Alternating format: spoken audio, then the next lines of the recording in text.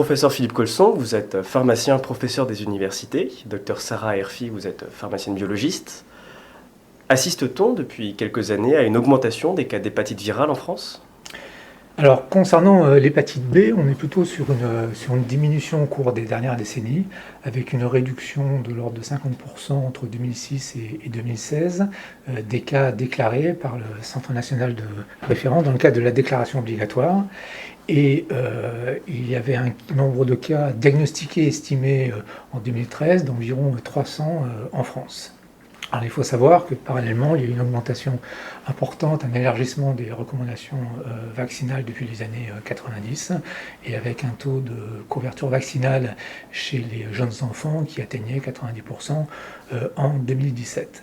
Alors, concernant l'hépatite A, le nombre de cas est plus élevé, avec un nombre de cas déclarés par le Centre national de référence allant de 700 à 1500 cas par an. Et il y a eu une augmentation très importante en 2007 par rapport à 2016, avec une multiplication par 5 du nombre de cas, donc ce qui a fait plus de 3000 cas dans l'année en France. Et dans notre laboratoire, nous avons par exemple diagnostiqué au cours de ce mois d'août 3 cas dans une maison de retraite. Alors concernant l'hépatite E, c'était une cause majeure également d'hépatite aiguë en France. C'est une maladie émergente pour laquelle il est estimé qu'il existe environ 68 000 infections chaque année et pour lequel le nombre de cas est passé de 9 déclarés, plutôt rapportés par le Centre national de référence en 2002 à plus de 2000 cas en 2016. Vous avez pointé une augmentation du nombre de cas d'hépatite A. Quels sont les symptômes et les évolutions cliniques possibles pour une personne qui serait infectée par ce virus ? Alors, il faut distinguer la situation l'adulte et la situation de l'enfant qui est infecté par le virus de l'hépatite A. Alors, chez l'enfant, dans 80% des cas, une hépatite A va passer complètement inaperçue et va être asymptomatique. Chez l'adulte, c'est l'inverse. Dans 80% des cas, on va avoir des formes qui vont être symptomatiques et qui vont se manifester par de la fièvre, des nausées, des douleurs abdominales, des vomissements, parfois une jaunisse. Il faut savoir que dans 0,5% des cas, ces hépatites A chez l'adulte vont se manifester par des hépatites graves, fulminantes, qui peuvent aboutir au décès. Dans les 3 cas qu'a cité le professeur Philippe Colson, qui se sont déclarés dans une maison de retraite ce mois-ci à Marseille, on a eu une forme fulminante chez un patient de moins de 70 ans. Donc cette mortalité augmente avec l'âge et dépasse les 2% après l'âge de 40 ans. Par ailleurs, il faut savoir qu'il n'y a pas de traitement spécifique dirigé contre le virus de l'hépatite A. Comment se transmet le virus de l'hépatite A ? Alors, le virus de l'hépatite A, c'est un virus qui est très résistant dans le milieu extérieur et qui est excrété dans les selles des patients qui sont infectés de manière très abondante. On a entre 100 millions et 10 milliards de virus par gramme de sel d'un patient infecté. Le mode de transmission qui en résulte, c'est la transmission interhumaine, féco-orale. C'est le mode de transmission prépondérant dans les pays en voie de développement où le niveau d'hygiène est bas. Mis à part cela, il faut savoir qu'on a des contaminations d'individus par l'ingestion d'eau ou d'aliments qui sont souillés par des sels. D'autre part, en France, on a des cas qui vont être liés bien sûr à des retours de voyage en zone d'endémie et plus de la moitié des cas qui sont des cas autochtones, c'est-à-dire qui ne sont pas liés à des voyages. Donc, parmi ces cas autochtones, on a des cas liés à la consommation de fruits de mer, des cas liés à la consommation de produits importés.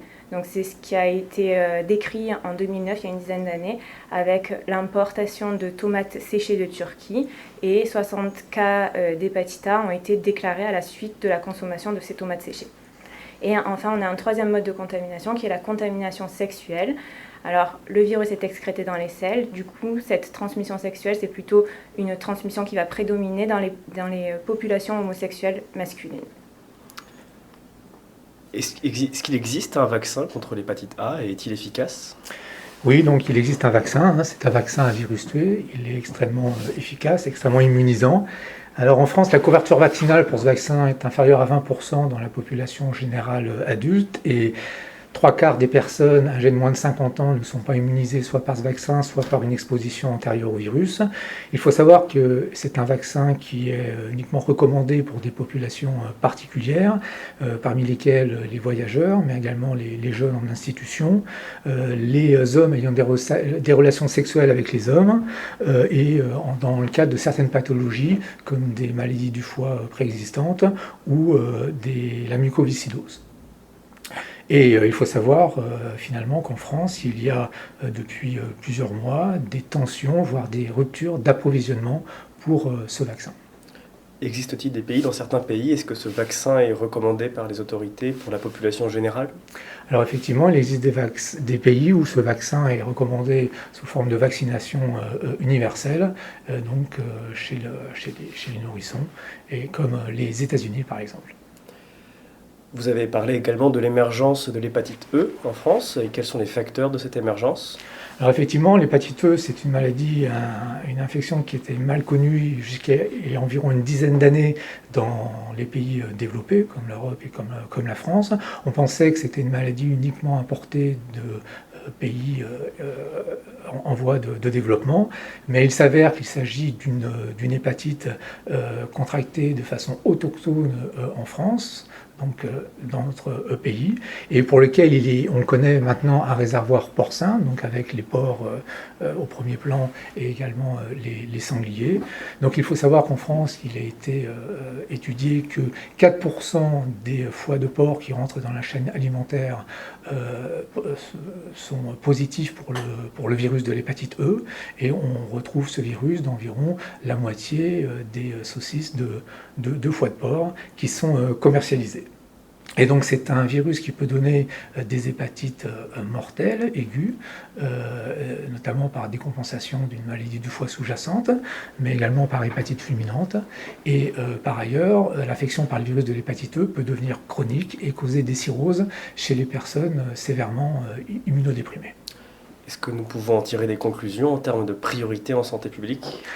Alors, en effet, sur la base des chiffres, et pour la période actuelle, on peut considérer que les hépatites A et E sont davantage des priorités que l'hépatite B aiguë. Merci beaucoup.